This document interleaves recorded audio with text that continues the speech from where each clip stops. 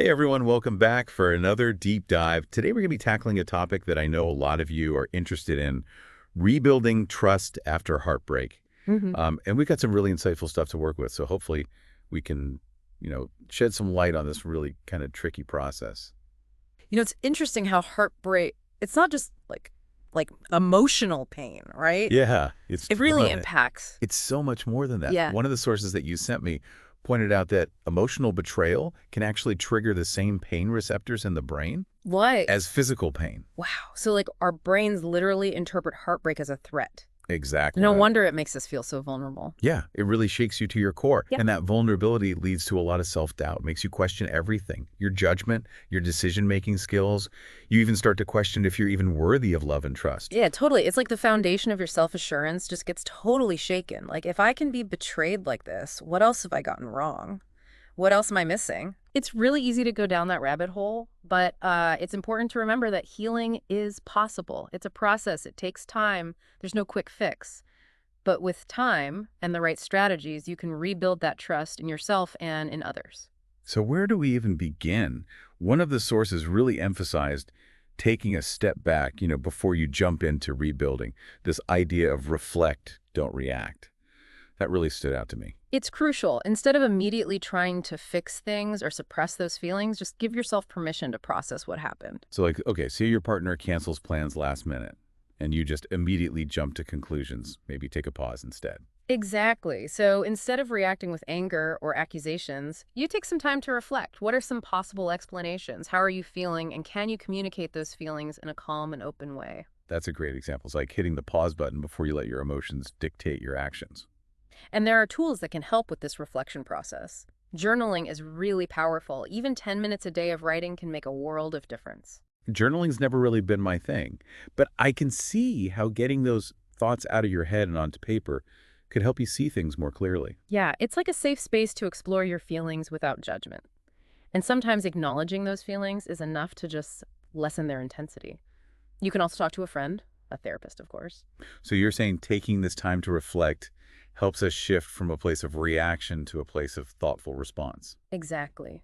And that shift is essential for rebuilding trust, especially trust in yourself. Okay, let's unpack that a little bit. What does it even mean to trust yourself after you've experienced heartbreak? I can imagine that being a really tough thing to do. Yeah, it's about believing in your own resilience, your ability to handle challenges and make good decisions, reclaiming that sense of self-worth, recognizing that you deserve to be treated with respect. It's like reminding yourself that you are strong and capable, even when it feels like the world is telling you otherwise. Exactly. And that inner strength is what will guide you through this whole rebuilding process. Okay, but how do we actually rebuild that self-trust? It can feel kind of elusive, especially when your confidence has taken a hit. Well, one of the most powerful things you can do is start with small, deliberate actions. Remember that list we talked about of small, meaningful actions? Oh yeah, like creating a list of things both people can do to rebuild trust. Yes, but you can use that concept for yourself, too. Right? Did you promise yourself you'd go for a run today? Do it. Did you say you'd finish that book? Make Yep. it happen? These small acts of self-respect might seem insignificant, but they build a foundation of self-trust. It's like proving to yourself that you are reliable, even when your faith in others has been shattered. Yes. And another key element of self-trust is learning to listen to your intuition again, that inner voice that tells you when something feels right or wrong. Don't ignore it.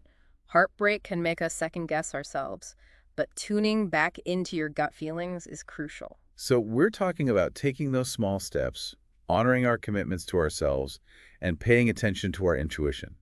It's like retraining our minds to believe in ourselves again. That's a great way to put it. And as you rebuild that self-trust, you'll find it easier to set healthy boundaries and make choices that truly align with your values. This is all making a lot of sense to me.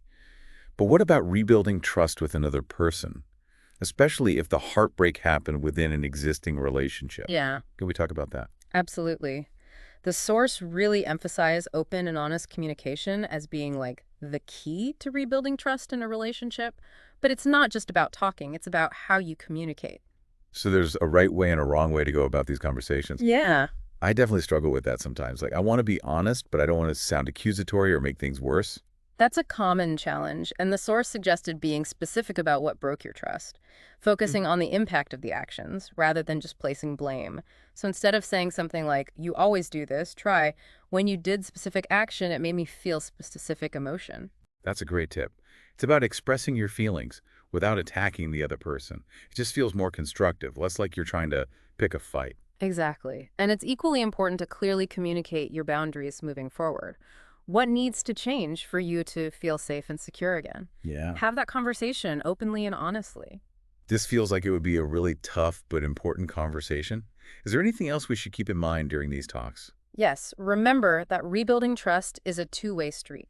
It's not just about the other person earning it back. It's about creating a space where trust can grow organically again. And that requires both people to be willing to listen, to understand, and to work together. That's a great point.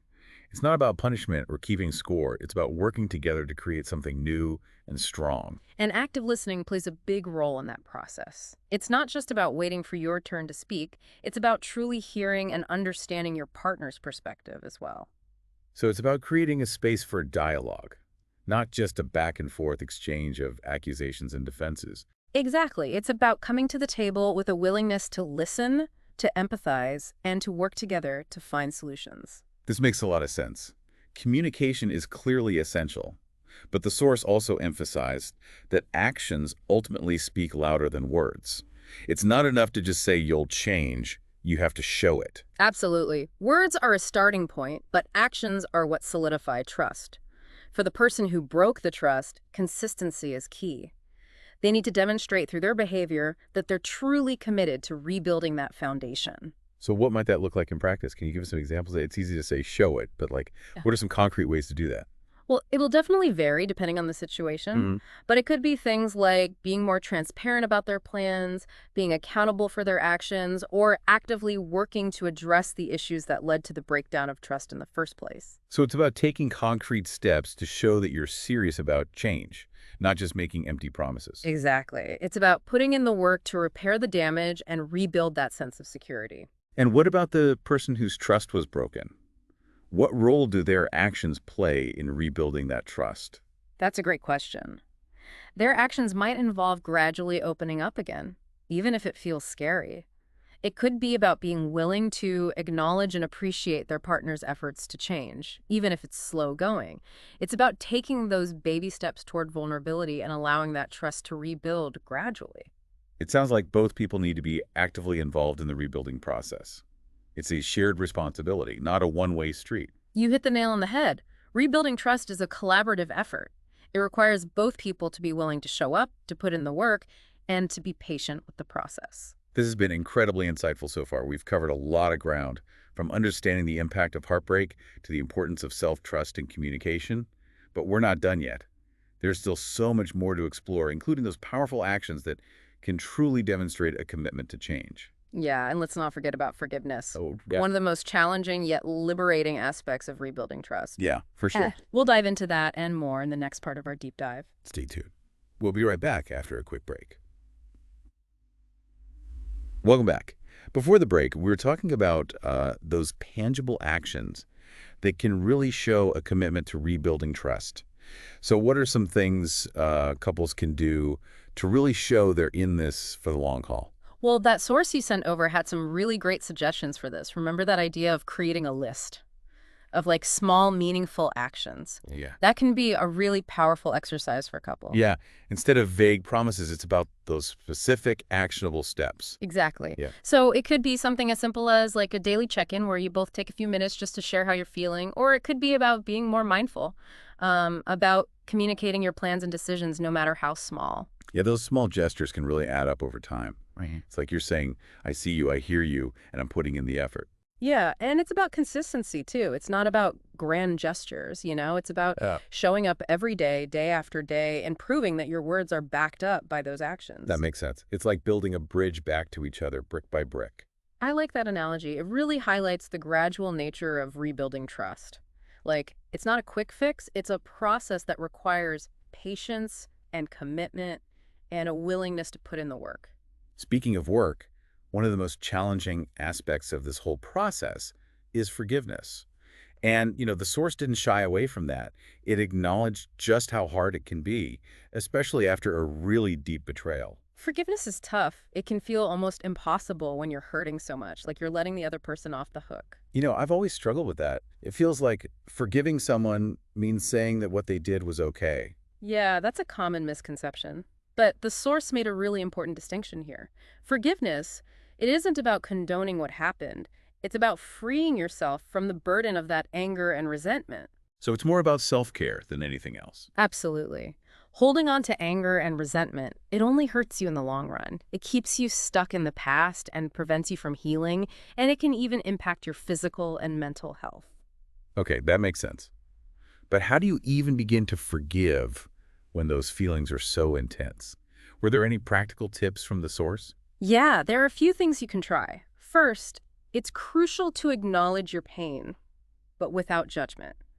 Allow yourself to feel those emotions fully. Don't try to suppress them. That's always been so hard for me. I tend to just want to push those negative feelings away. It's a natural instinct, but it's important to process those emotions. Bottling them up only makes them stronger. And once you've acknowledged your pain, try shifting your perspective. View forgiveness as an act of self-compassion. You're not condoning the wrong, you're choosing to release its grip on you. I love that framing. Forgiveness as self-compassion. It takes the focus off the other person and puts it back on your own well-being. Exactly. And remember, forgiveness is a process, not a destination. It's okay if it takes time. Be patient with yourself. One thing that really helps me when I was working through forgiveness was this visualization exercise. It sounds kind of cheesy, but it really worked. The source mentioned that. Visualizing your pain as like a physical object that you can release. Yeah, so I imagined packing all of my hurt and anger into this big, heavy box. And then I visualized myself carrying that box to the edge of a cliff and just pushing it over the edge. It's a powerful image. It really highlights that choice that you're making to let go of the pain and reclaim your freedom. It felt so incredibly liberating. It didn't erase the past, but it allowed me to move forward without being weighed down by it. And that's the ultimate goal of forgiveness, isn't it? To heal, to grow, and to create space for a brighter future. This has been so insightful. We've covered so much. Self-trust, communication, those actions, even forgiveness. Feels like we really explored the depths of rebuilding trust.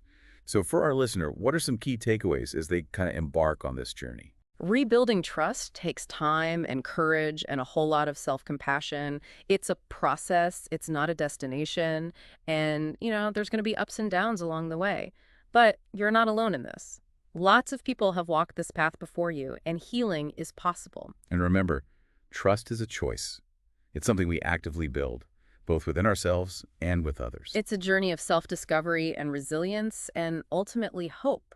Even in the face of heartbreak, that ability to trust, to love, to connect, it's never truly lost. It might be buried under the rubble for a while, but with time and effort, it can be unearthed, nurtured back to life, and it can even become stronger than before. So rebuilding trust, it isn't just about fixing what's broken. It's about building something stronger, something more resilient. And that rebuilding process, it can lead to some incredible growth and transformation, stronger relationships, a deeper understanding of yourself, and a renewed sense of hope. This whole conversation has been so eye-opening for me.